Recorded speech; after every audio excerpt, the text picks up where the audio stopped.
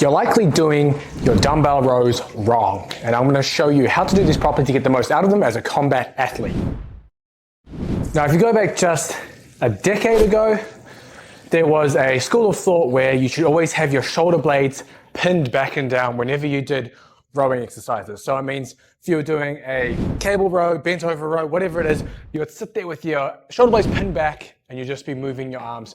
And that was seen as the gold standard way of doing your back exercises. However, things have changed and we know better now, so you should stop doing that. And I'm going to show you what you should be doing instead, specifically with a dumbbell row, but it applies to every single row that you do. And you want your shoulder blades to move with your shoulder.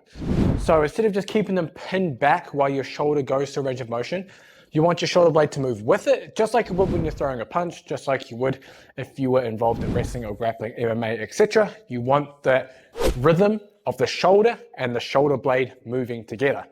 It's also going to give you better back development if you're just training to get huge and also have some combat experience. So I'm going to cover a few things. I've got some more footage just showing from different angles as I explain it as well. So first thing to talk about is setup. Obviously, there's many ways to set up the dumbbell row, right? You've seen people be on a bench with their knee on here, people standing supporting themselves, people standing without supporting themselves. Does not matter. You just choose whatever's comfortable for yourself. For me, I like to stand and just support myself with one hand on something in a staggered stance. You can do it with your knee on the bench and your hand on the bench. Whatever's good and feels good for you. That's just minor details that don't matter at all. In terms of what you're going to use, dumbbell, kettlebell, again, doesn't really matter too much. The kettlebell, because the weight hangs, tends to feel a little easier. I don't think it's as effective as using the dumbbell, especially when you're pulling to your hip here, which I'm going to explain now in terms of the line of pull you should use when you're doing your dumbbell row. So firstly, I'll touch on the shoulder blade thing in a second, but let's just touch on how the dumbbell and how the rowing motion should look. So I have them in frame here. So when you're rowing, I'll do it with a dumbbell in a second.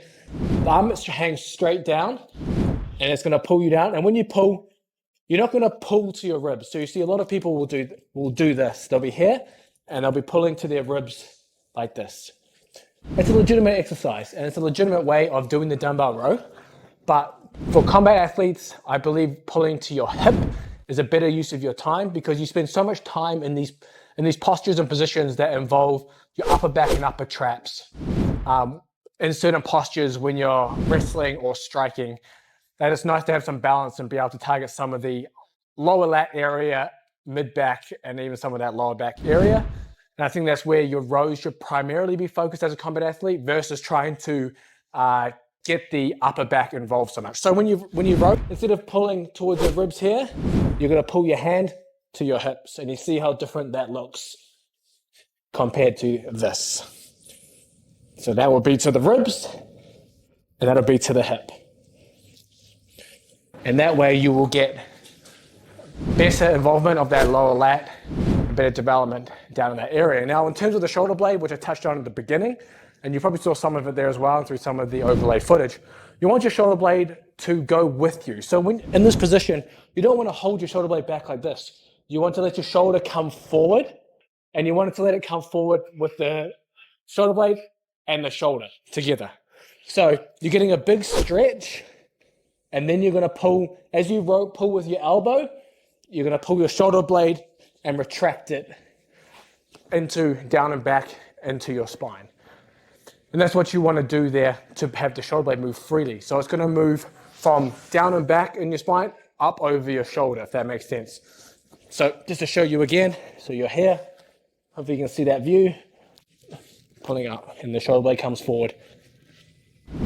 And this will drastically transform the way you do your rows and the way you do your pulling or back training, depending on what you're trying to achieve with your combat sport, whether that's training to be the best martial arts or combat sport athlete you want, or if that's just lifting weights because you want to be jacked and you're doing combat sports on the side as well.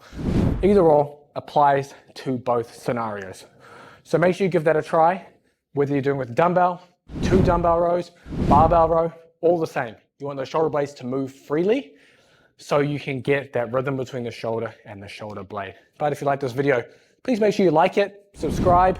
Subscribers are slowly going up on the channel. I'm doing more reaction videos, breakdowns. If there's something you want to see, an exercise you want broken down, a fighter's training that you want broken down, let me know down in the comments as well. Of course, there's a Sweet Science of Fighting Underground, has all the training programs in there. Then we've got like dominate the mats for jiu-jitsu, dominate the cage for MMA, dominate the ring for striking arts. And I've got like full years programming for jiu-jitsu strikers. I'm still going through the MMA ones as well. And there's a bunch of other I guess you could say individual programs you can do too, and they're all in there. So it's all part of that. So stay tuned. I'll have some more videos for you.